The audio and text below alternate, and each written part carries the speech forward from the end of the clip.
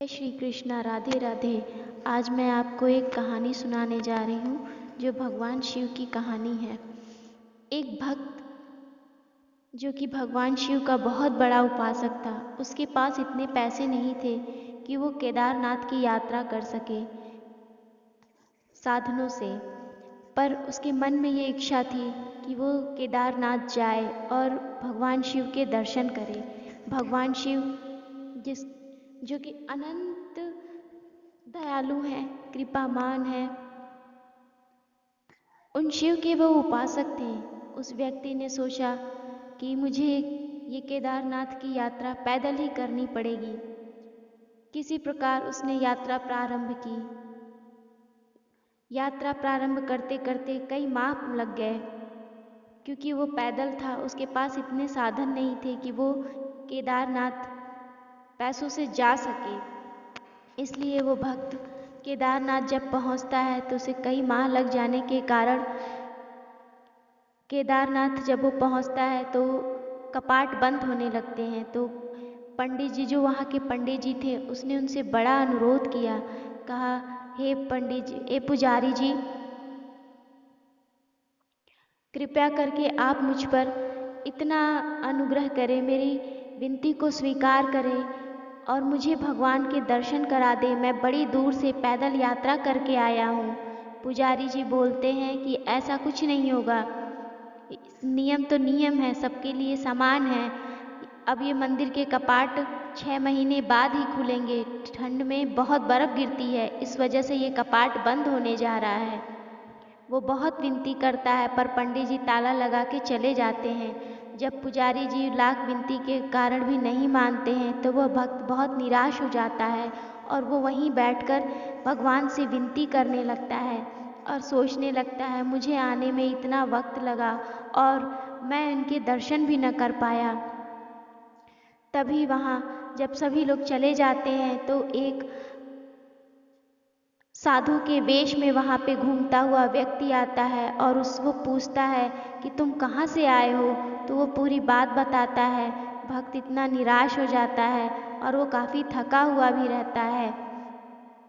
भगवान उसे पानी देते हैं, भोजन देते हैं, सब कुछ करते हैं और कहते हैं, ठीक है, तुम विश्राम कर लो और कल चले जाना यहाँ से।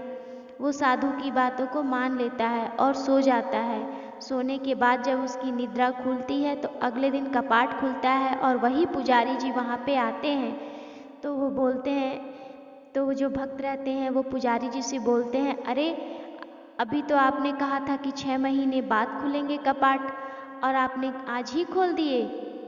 तो वो पुजारी जी बड़े ध्यान से देखते हैं और कहते हैं, तुम कौन? तो कहते हैं कि मैं वही आखिरी भक्त था जो 6 महीने पहले, आखिरी भक्त था जो मैं आपसे मिला था कल ही। तो उन्होंने कहा, नहीं, तुम्हारी याददाश्त कुछ चली गई है। आज 6 महीने हो चुके हैं, 6 महीने बाद ये मंदिर का कपाट खुलता है और आज ही से सारी पूजा और विधि विधान शुरू होगी। वो मानने को तैयार नहीं होता है। लाख समझाने के बाद और कुछ लोग और भी बताते हैं, तब उसे विश्वास होता है और वो बड़े आश्चर्य में पड़ जाता है कि फिर वो कल कौन था जो मुझे आकर के यहाँ सुला गया। पुजारी जी बड़े विचार में कर पड़ जाते हैं और वो फिर सोचते हैं कि 6 महीने तक ये यहाँ पे इतनी ठंड में जीवित कैसे रहा, बिना अन्न, बिना भोजन, बिना जल के। भक्तों, अगर ईश्वर में आस्था है, ईश्वर ही हमारे परमपिता परमेश्वर हैं और वही हमारे जनक हैं। वो हर हाल में हमारी रक्षा करते हैं। ये कहानी असत्य नहीं है, यह सत्य है और ये आपने और भी चैनलों पे सुना होगा।